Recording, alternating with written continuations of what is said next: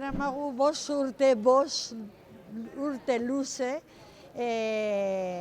osasun zentroko atea, sarrera eskatzen. Asuntoa da, sarrera dago Konpainia Plaza, baina eraikuntza jaisten da sotano daño eta sotano dago Kaldeleria kalean. Sotanoan badaude kontsultak eta dena eta asensoreak. Orduan, Kaldeleria kalean badago zagoan txiki bat, non dago ate bat, sartzen dena zuzena zentrora, baina itxita dago. Orduan, guk eskatzen duguna, auzoko jendea arazoak dituena eskalerak edo aldapak igotzeko, sartzea ate horretatik, eta ja zuzena joaten da asensorera eta handik admisiora.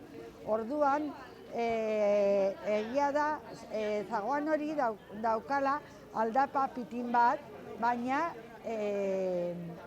Aldezarreko kaleak, adibidez, hona etortzeko aldapa da Kuria kalekoa, eta da askoz luzeago eta desnibela handia daukana.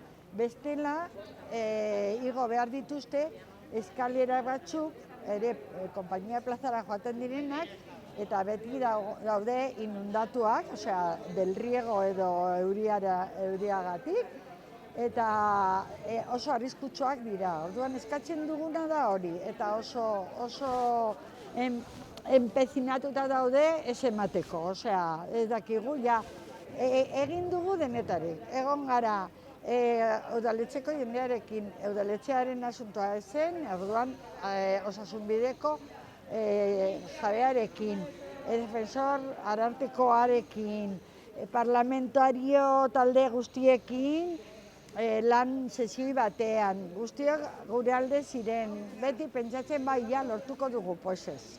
Gaur egun, jarraitze Dominguezek, osasunbideko jabeak, esaten du, badagola informe tekniko bat, non esaten du, dagoen sarrera egokia dela. Eta horrekin geratzen da gara, eta ez dugu ulertzen, ze krudelak izan daitezke, ez izateko empatiko auzoko jendearekin, osea, auzoko arazoak dituen jendearekin, osea, pasada, oso haserre gaude.